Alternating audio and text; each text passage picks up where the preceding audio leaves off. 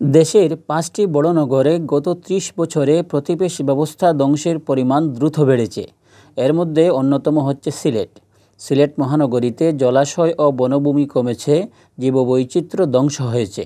ফলে ১৯৯১ থেকে ২০২১ সালের মধ্যে এই নগরীর বাসিন্দারা কয়েক হাজার কোটি টাকার সেবা থেকে বঞ্চিত হয়েছেন।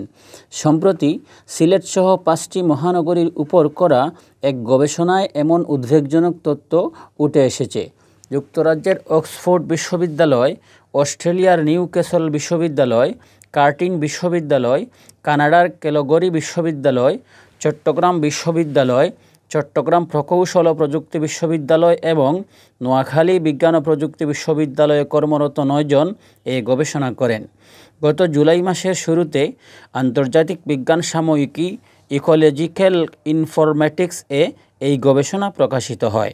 গবেষণায় বলা হয়, সিলেটসহ ৫টি নগরী নদীর তীরে গড়ে উঠেছে।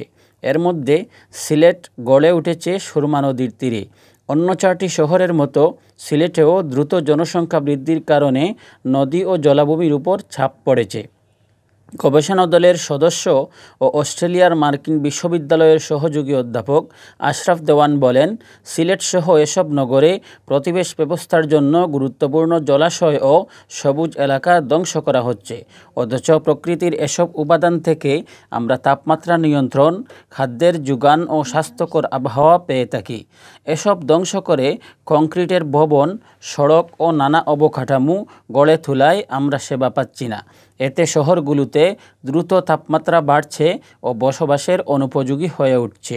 গবেষণায় প্রতিবেশ ব্যবস্থার সেবা বলতে বোঝানো হয়, শহরে প্রাকৃতিক পরিবেশের গুরুত্বপূর্ণ বৈশিষ্ট্যগুলো টিকে থাকলে মানুষ ও অন্যান্য প্রাণী বেশ কিছু সেবা পায়। জলাশয় এলাকার চেয়ে কংক্রিটের এলাকায় 1 থেকে 3 ডিগ্রি বেশি তাপমাত্রা থাকে। তাপমাত্রা বেশি থাকলে মানুষ বৈদ্যুতিক পাখা, শীতাতপ নিয়ন্ত্রণ যন্ত্রসহ নানা কিছু ব্যবহার করে। কোথাও সবুজ গাছপালা থাকলে তাপমাত্রা কমা থেকে শুরু করে ফলমূল, ওষুধি গাছ, পাখি ও প্রাণীদের বসবাসের জায়গা তৈরি হয়।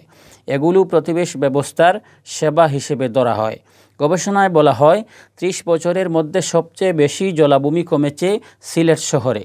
জলাভূমি কমার ফলে 1991 সাল থেকে 2021 সাল পর্যন্ত সিলেটে আর্থিক সেবা থেকে বঞ্চিত হয়েছেন 20 থেকে 50% বাসিন্দা। গবেষক দলের অন্যতম সদস্য চট্টগ্রাম প্রকৌশল ও প্রযুক্তি বিশ্ববিদ্যালয়ের শিক্ষক মোহাম্মদ সরফরাজ গনি বলেন, কিছু প্রভাবশালী গোষ্ঠীর স্বার্থে আমাদের শহরগুলোর পরিবেশ ব্যবস্থা ধ্বংস করে ফেলা হচ্ছে। গবেষণায় প্রতিবেশ ব্যবস্থার 16 ধরনের সেবার আর্থিক মূল্য ধরা হয়েছে। এর মধ্যে বিশুদ্ধ বায়ু, বিনোদনের ব্যবস্থা, কার্বন নিঃসরণ নিয়ন্ত্রণ, পানির ব্যবস্থা, মাটির সুরক্ষা, বর্জ্য ব্যবস্থাপনার মতো বিষয় রয়েছে। প্রতিবেশ ব্যবস্থা ধ্বংস হওয়ায় এসব সেবার জন্য নগরবাসীকে বাড়তি অর্থ গুনতে হচ্ছে। গবেষণায় প্রতিবেশ ব্যবস্থা ধ্বংসের আর্থিক ক্ষতি কমাতে পরিকল্পিত নগরায়নের উপর জোর দেওয়া হয়। একই সঙ্গে জলবায়ু পরিবর্তনের কারণে ক্ষয়ক্ষতির ঝুঁকি মোকাবেলায় কী ধরনের প্রস্তুতি নিতে হবে সে ব্যাপারেও দিক নির্দেশনা দেওয়া হয়। অন্যথায় চূড়ান্ত ধ্বংসের হাত থেকে এসব শহরের পরিবেশ ব্যবস্থাকে বাঁচানো সম্ভব নয় বলে গবেষণায় বলা হয়।